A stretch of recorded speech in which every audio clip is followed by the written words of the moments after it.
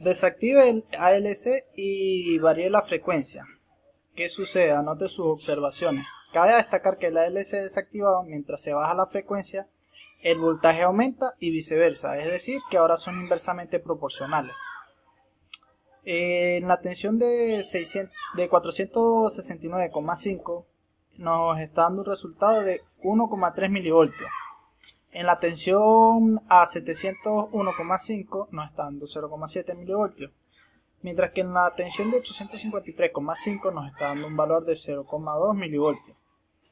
Hay que continuar midiendo la potencia y alterne las posiciones del high-low. Hay que ver qué sucede con el valor medio y cuánto representa la variación en decibeles. En high observamos que la tensión en 469,5 nos está dando 4,2. En 701,5 4,1. Y la tensión en 853,5 nos está dando 4,4 milivoltios. Mientras que en bajo la tensión a 469 nos está dando 3 milivoltios. La tensión a 701,5 nos está dando 3,4 y la tensión a 853,5 nos está dando 2,9 voltios. La tensión obtenida en el botón alto es mayor por 1 decibelio de diferencia en comparación con las mediciones obtenidas en bajo. En la experiencia 3, continuando con el montaje de las actividades anteriores, regule la amplitud del generador para medir una tensión de B igual a 300 milivoltios en 701,5 MHz. Sustituya el conector BNC-BNC por el cable de 20 metros manteniendo la misma frecuencia según el diagrama de conexión mostrado a continuación.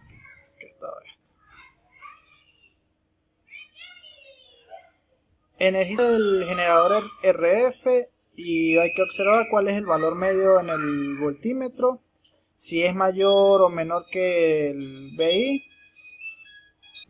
Energice el generador RF, cuál es el valor medio en el voltímetro, es mayor o menor que el BI.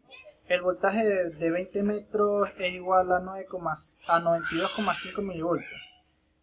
Es menor que el voltaje debido a la pérdida efectiva del cable.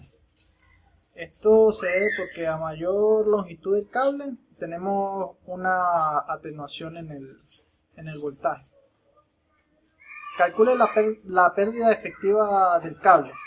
Las pérdidas las calculamos por medio de esta fórmula. En este caso los 20 por el logaritmo del BI sobre el voltaje por los 20 metros del cable sobre la longitud del cable. La pérdida del cable es de 20 por el logaritmo de 300 milivoltios entre 92,5 milivoltios, lo que nos daría un total de pérdida de 0,51 decibelios sobre metro. Aquí hay que variar ahora la frecuencia al límite inferior y al límite superior. Anote los valores de voltajes medios. Calcule en esta oportunidad las pérdidas para esta frecuencia. Aquí hay que observar que para el límite inferior en 853,5 MHz la pérdida es de 1,77 decibelios. Mientras que en el límite superior a 469,5 MHz la pérdida es de 1,07 decibelios. ¿Qué sucede con el voltaje cuando disminuye o aumenta la frecuencia? Se puede observar que a menor frecuencia hay menor pérdida de potencia. La pérdida es directamente proporcional a la frecuencia. ¿Qué relación existe entre la frecuencia de operación? La relación que existe son que son directamente proporcionales, por lo tanto si aumenta en una, la otra también disminuye y la otra actúa de la misma manera.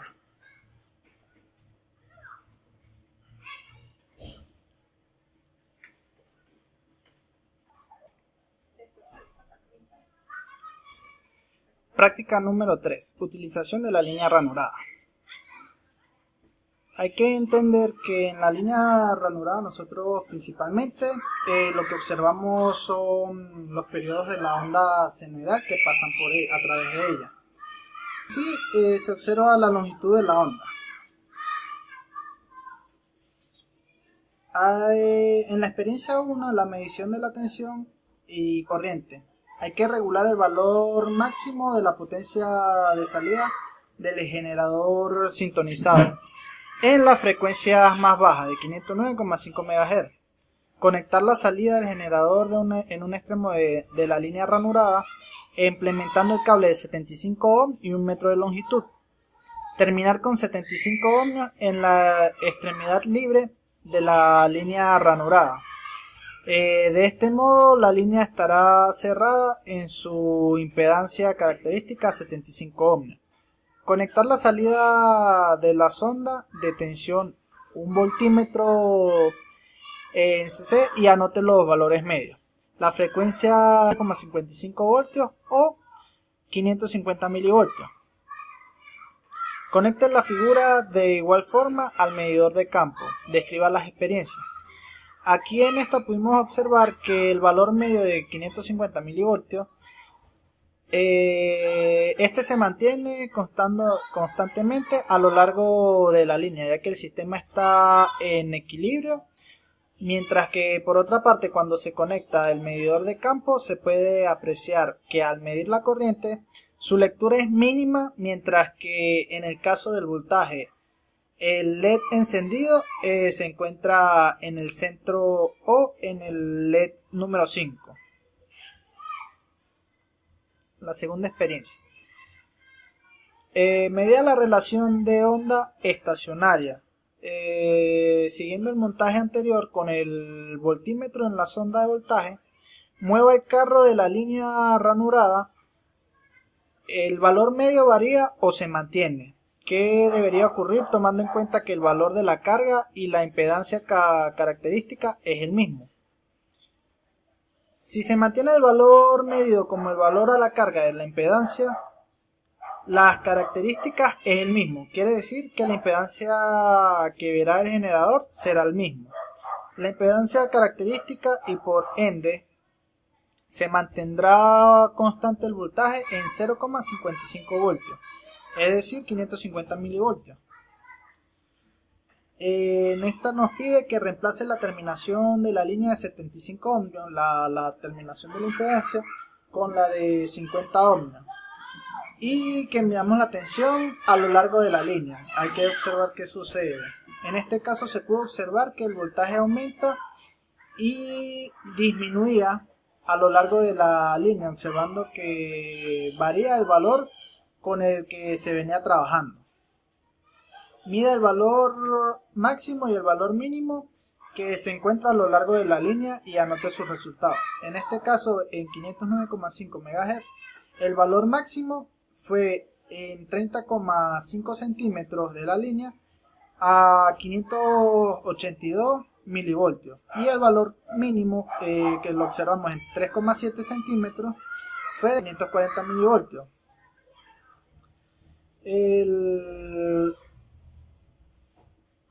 El ROE que observamos aquí en el valor máximo y el valor mínimo fue de 1,58. El valor máximo obtenido fue de 582 milivoltios, mientras que la lectura mínima fue de 540 milivoltios.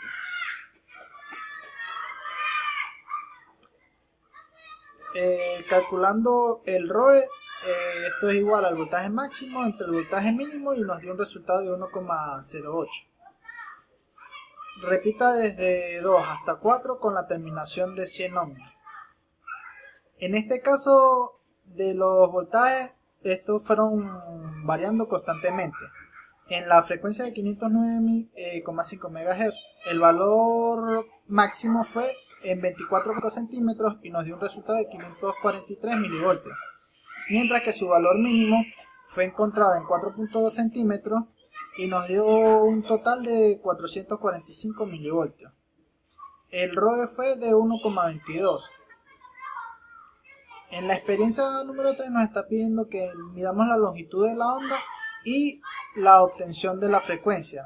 Coloque nuevamente en la terminación de 50 ohmios y mida la distancia entre un máximo y el siguiente, o entre un mínimo y el siguiente mínimo. Multiplique esta distancia por 2 debido al factor de la escala de la línea y calcule la frecuencia.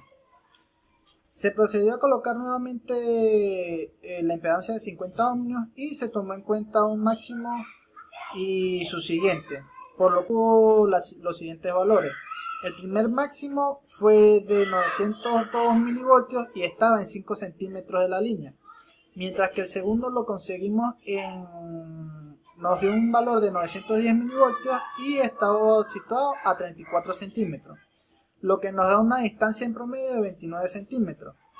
Se multiplicó la distancia entre ellos por 2, lo cual nos da un total de 58 centímetros o 0,58 metros. Luego, por la fórmula de la frecuencia, la cual está aquí especificada, donde C es igual a 3 por 10 a la 8 metros sobre segundo, esto nos da un total que de 3 por 10 a la 8 entre 0,58 nos está dando un total de 517,24 MHz.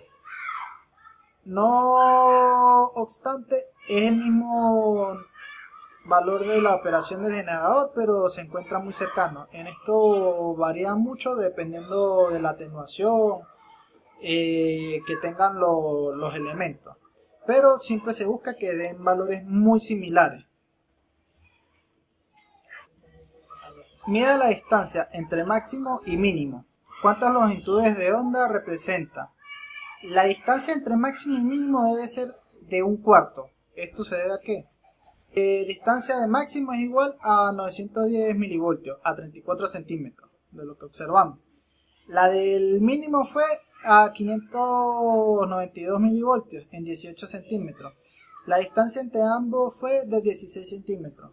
La línea ranurada mide 44,5 centímetros. Esto lo comprende desde este punto hasta este punto, de extremo a extremo. Que representa el total de la longitud. Un cuarto por lambda es igual a 11,125 centímetros. Ese valor es el cuarto de la longitud de onda. Si tenemos que un cuarto es igual a, por medio de una regla de 3, si un cuarto de lambda es igual a 11,125, ¿qué cuánto será? Entonces la distancia de esta representa a 0,36 lambda. Mida la tensión de extremo de la carga, si es un máximo o un mínimo. Y mida la tensión a una distancia de un cuarto. Si hay que observar si es máximo o mínimo.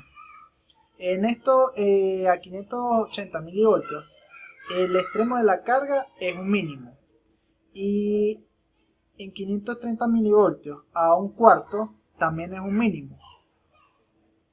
Hay que repetir esto con la carga de 100 ohmios.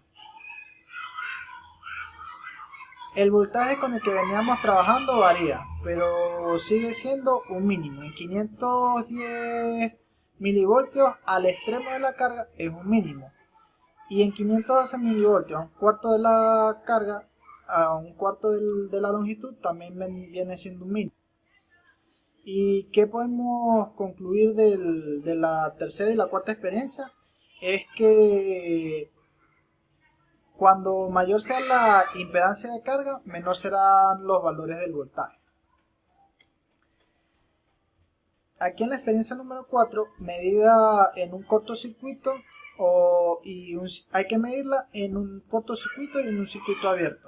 Coloque la terminación de cortocircuito como carga de línea. Mida la tensión y la corriente empezando por el extremo de la carga y cada cuarto de longitud de onda busque los valores intermedios en caso de que sea necesario. Coloque la terminación de circuito abierto y repítalo. En las longitudes al inicio con el cortocircuito nos está dando un valor de 1063 milivoltios. Con el circuito abierto nos está dando 648 milivoltios.